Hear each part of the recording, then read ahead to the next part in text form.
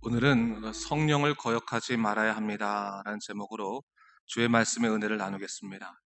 오늘 본문의 말씀은 귀신 들려 눈 멀고 말 못하는 사람을 주님께서 고쳐주셨을 때 이를 비난하며 공격하는 바리새인들 향해 주시는 예수님의 교훈의 말씀을 다루고 있습니다.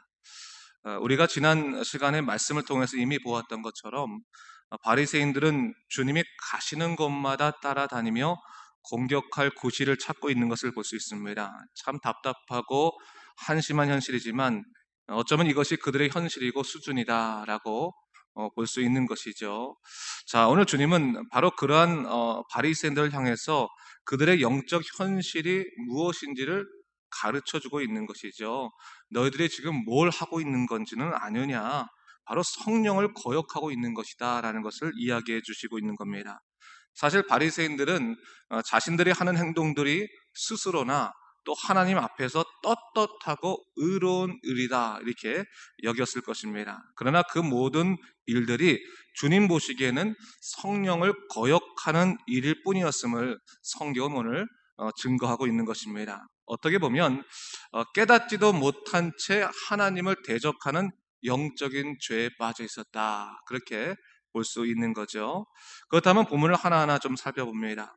예수님이 귀신 들려 눈 멀고 말 못하는 사람을 고쳐주셨습니다. 그 능력을 본 사람들은 다 놀랍니다. 23절 말씀에 이렇게 말하죠. 무리가 다 놀라 이르되 이는 다윗의 자손이 아니냐라고 말합니다. 여기서 다윗의 자손이라고 하는 표현은 당시에 메시아가 다윗의 자손으로부터 온다는 사실을 유대인들이 다 믿었기 때문에 이렇게 말한 것은 바로 저분은 메시아시다라는 고백을 했다는 것을 의미하는 겁니다. 그런데 사람들이 그 능력에 놀라서 메시아를 고백하고 있을 때 바리새인들은 어떻게 했다는 것입니까? 24절을 보니까 이렇게 말하고 있죠. 제가 24절을 말씀을 좀 읽어보겠습니다. 바리새인들은 듣고 이르되 이가 귀신의 왕 바알세불에 힘입지 않고는 귀신을 쫓아내지 못하느니라 하거늘 했어요. 귀신의 왕 바알세불의 힘을 입지 않고는 귀신을 쫓아내지 못한다. 이 바알세불은 저번에 제가 한번 말씀드렸는데 원래는 구약 시대에 이 블레셋의 신이죠. 파리떼의 왕이라는 그런 의미를 갖고 있는데 신약에 가서는 예수님 시대에 가서는 사단을 의미하는 겁니다. 사단을 의미하는 말로 사용됐습니다. 근데 바리새인들은 하나님의 놀라운 능력을 보고도 그것을 인정하기 싫으니까 뭐라고 하는 겁니까? 저거는 하나님의 능력이 아니라 사단의 능력이다. 사단에 힘입어서 하는 것이다. 라고 비판을 하고 비난을 했다라고 하는 거죠. 그러니까 하나님께 찬양할 수 있는 그 놀라운 시간에 그들은 찬양하지 못하고 오히려 스스로 그 영적인 함정에 빠져서 시험에 들었다. 그리고 오히려 예수님을 비난했다라는 사실을 성경은 얘기하고 있는 것입니다. 이에 예수님께서 그들의 생각을 아시고 하나하나 논리 있게 이를 설명해 나가십니다. 첫 번째로 설명은 어떻게 시작하십니까? 만일 내가 바알세불의 힘을 빌려서 귀신을 쫓아내는 것이라면 사탄이 사탄을 쫓아내는 격이 되는데 그것은 스스로 분쟁하는 것이기 때문에 그러한 일은 마땅치 않을 것이다 라는 것을 얘기하고 있는 거죠. 이 말은 뭡니까? 이 논리적인 말씀을 통해서 영적인 정당성을 얘기하고 있는 겁니다. 나는 사단의 힘을 빌어서 일하는 것이 아니라 하나님의 능력으로 일하고 있다는 것을 분명히 이야기하므로 영적인 정당성이 내게 있다는 것을 분명하게 선포하고 계시는 것입니다. 그러면서 주님께서는 바리새인들의 거짓된 행동들에 대해서 당당하게 자기 증거를 하고 계신 것을 볼 수 있죠. 이것은 단순하게 그들의 행동에 화가 나서 하시는 말씀이 아닙니다. 오히려 그들의 어이없는 거짓된 행실 앞에서 당신의 영적 사역의 당당함을 드러내고 계시다라는 것을 볼 수 있는 것이죠. 사실 오늘날도 마찬가지일 겁니다. 사단이요 매 순간 하나님의 사역을 방해하고 그 일이 진행되지 못하도록 막으려고 하는데 복음의 사역을 막는 가장 효과적인 방법이 뭐겠습니까? 이것은 바로 영적인 사역자들을 공격해서 그들로 하여금 의기소침하게 만들고 영적인 기세를 꺾어버리면 되는 겁니다. 그래서 바로 그런 방법을 쓰고 있는 거죠. 하나님의 놀라운 역사가 일어나서 모든 사람들이 다 하나님을 찬양하려고 할 때 거기에 고춧가루를 뿌리듯이 사단의 힘을 빌어서 한 것이다 라고 그렇게 한다면 그 분위기가 순식간에 가라앉지 않겠습니까? 그런 분위기 속에서는 아마 오늘날의 사역자들은 이 충격을 받고 또 의기소침할 수 있는 부분들이 있을 거라는 사실입니다. 그런데 주님께서는 사단의 그런 전략을 다 꿰뚫어 보셨기 때문에 오히려 당당하게 그 앞에서 자기 사역의 정당성을 얘기하고 계신 겁니다. 정당성을 지금 28절 말씀을 제가 다시 한번 읽겠습니다. 보세요, 여러분. 그러나 내가 하나님의 성령을 힘입어 귀신을 쫓아내는 것이면 하나님 나라가 이미 너에게 임하였느니라. 예수님께서 만왕의 주시기 때문에 이렇게 말씀하고 계시는 거죠. 주님은 당신의 사역을 사단의 역사로 치부해버리는 바리새인들의 영적인 경고를 하시는 것인데 뭐라고 경고하십니까? 내가 성령을 힘입어서 귀신을 쫓아낸 것이라면 하나님 나라가 이미 너에게 지금 임한 것이다 라는 것을 얘기하고 있어요. 이 말은 뭐냐면 하나님의 심판이 벌써 너희 앞에 임한 것이다. 너에게 바로 떨어져 있는 것이다. 그 앞에 놓여져 있는 것이다 라는 것을 이야기하신 것이죠. 자기 생각과 기득권에 빠져서 하나님 나라가 이미 임한 것도 모른 채 영적인 분별을 하지 못하는 바리새인들에게 주님이 경고하신 것입니다. 너희가 지금 벌써 심판대에 섰다. 이것을 얘기하고 있는 것이죠. 그러면서 분명히 요구하시는 것이 뭡니까? 30절과 31절 말씀인데 제가 또 읽어보겠습니다. 보세요, 여러분. 나와 함께 아니하는 자는 나를 반대하는 자요 나와 함께 모으지 아니하는 자는 해치는 자니라. 그러므로 내가 너에게 이르노니 사람에 대한 모든 죄와 모독은 사하심을 얻되 성령을 모독하는 것은 사하심을 얻지 못하겠고 라고 얘기하고 있습니다. 주님은 아주 단호하고 분명하게 말씀하시는 거죠. 내 곁을 따라다닌다고 해서 하나님의 사람이 아니다라는 겁니다. 나와 함께 있는 자, 그 말은 뭡니까? 주의 말씀에 순종하고 그 뜻을 마음에 품는 자가 아니라면 여기 있더라도 나를 반대하는 자다라는 것을 분명하게 선포하고 계신 겁니다. 그 말은 뭡니까? 영적인 선을 분명히 긋고 계시는 거죠. 나 함께 모으는 자가 아니라면 주 뜻 안에서 모이지 않는 자는 해치는 자다라는 것을 얘기하고 있는 것입니다. 주님은 비록 당신 곁에 있을지라도 영적으로 폐역하고 주를 대적하는 자가 있음을 분명히 아셨습니다. 그래서 그들에게 경고하고 계시는 거죠. 그러면서 한 걸음 더 나가서 무슨 얘기를 하고 있습니까? 사람에 대한 죄와 모독은 사하심을 얻을 수 있을지 모르지만 성령을 모독하는 것은 사하심을 얻지 못한다라고 이야기하고 있습니다. 이 말은 결국 뭡니까? 사람에 대해서 공격을 하거나 대적을 하는 것은 결국 용서받을 수 있는 길은 있을지 모르지만 하나님을 대적하는 자는 용서받지 못한다라는 것을 얘기하고 있는 것입니다. 성령을 거역하는 일은 사하심을 얻지 못한다라고 분명히 말씀하고 계시는 거죠.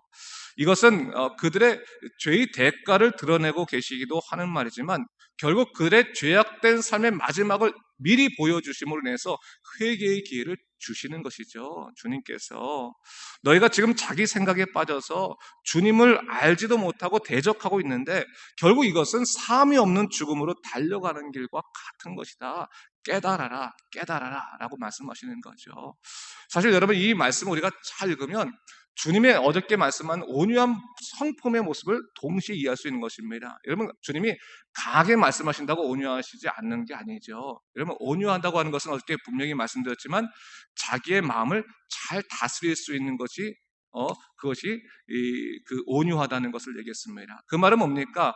자기의 마음을 잘 다스릴 수 있는 자는 더 큰 뜻, 다시 말해 하나님의 커다란 섭리를 이해할 때만 자기의 마음을 잘 다스릴 수 있는 것이죠. 그렇지 못하면 쉽게 넘어지지 않습니까? 우리 사람이란 존재가 다 그렇지 않습니까?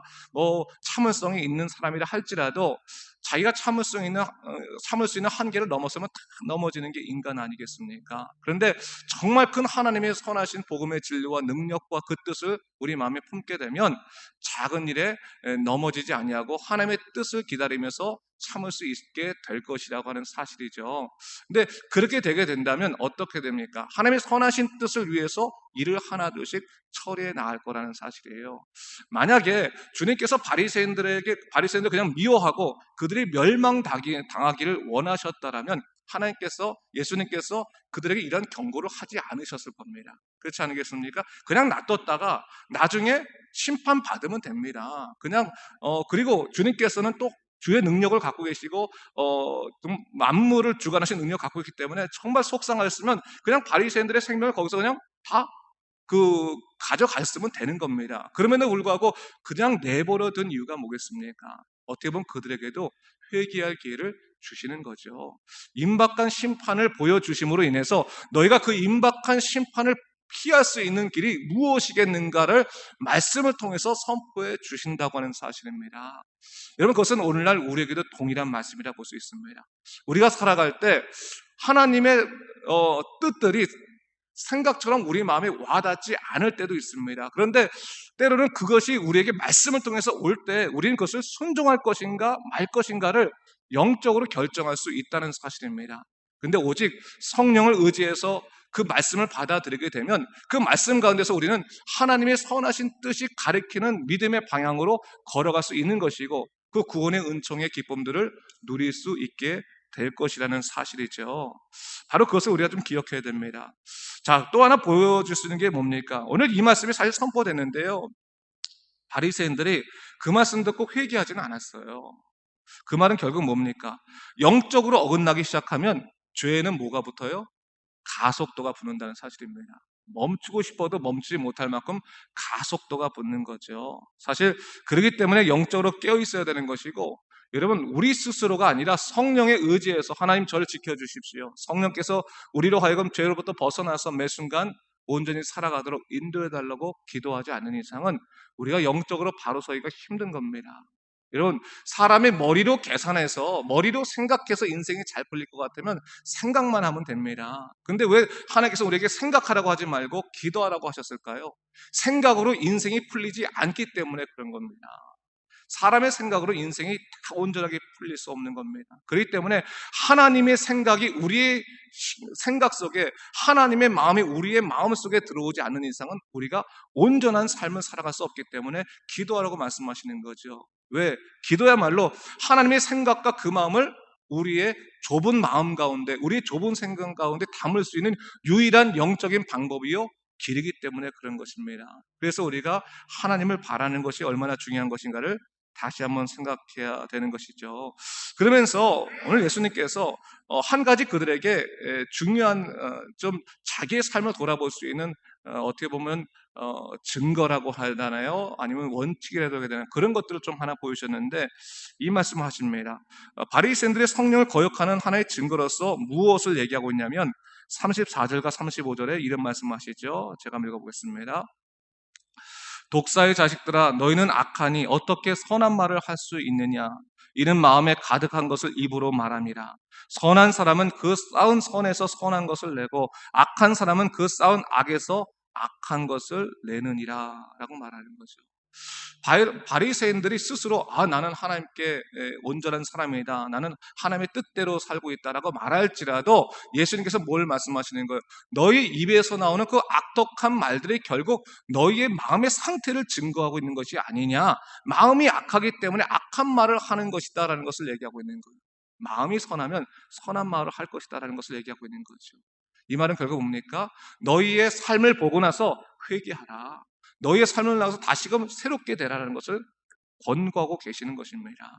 그러면서 그 말씀을 33절 말씀에 미리 이렇게 비유하고 계신 거죠. 33절도 제가 읽어보겠습니다. 나무도 좋고 열매도 좋다 하든지 나무도 좋지 않고 열매도 좋지 않다 하든지 하라. 그 열매로 나무를 안다. 삶의 열매, 삶의 행실을 보면 너희가 지금 마음의 상태가 어떻고 영적인 상태가 어떤지 알 수 있다. 삶의 증거가 바로 너희의 신앙의 증거다라는 것을 오늘 또한 예수님께서 가르쳐주고 계시는 것입니다. 여러분, 그것을 왜 우리에게 알려주셨을까요? 왜요? 왜? 하나님은요, 우리의 삶을 통해서 우리가 누구인지를 아실 필요가 없습니다. 그렇죠? 왜요? 하나님은 우리의 심령을 바로 보시는, 꿰뚫어 보시는 분이시기 때문에 그렇습니다. 삶을 보라고 하는 것은 뭡니까? 사람이 스스로를 인지할 수 없기 때문에 사실 그런 얘기도 하는 겁니다. 여러분, 우리들의 마음이라는 것이 스스로 얼마나 많이 속고 또 합리화를 시키는지를 잘 우리가 알아야 됩니다. 우리의 삶의 행실들을 통해서 우리의 내면이 어떠한지를 다시금 돌아볼 필요가 있다는 것을 우리를 통해서 주시는 말씀이다라는 것을 볼 수가 있죠. 그러면서 오늘 한 걸음 더 나가서 주님께서 어떻게 보면 준엄한 심판의 메시지를 주고 있는 것인데 36절과 37절 같이 한번 읽어보겠습니다. 이 말씀은 시작. 내가 너에게 이르노니 사람이 무슨 무익한 말을 하든지 심판 날에 이에 대하여 신문을 받으리니 네 말로 의롭다 함을 받고 네 말로 정죄함을 받으리라.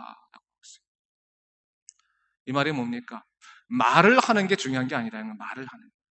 하나님에게 유익된 말을 하는 게 중요한 것이지 하나님께 무익된 말을 하는 것은 나중에 신문을 받을 수밖에 없다라는 것을 반드시 하는 겁니다.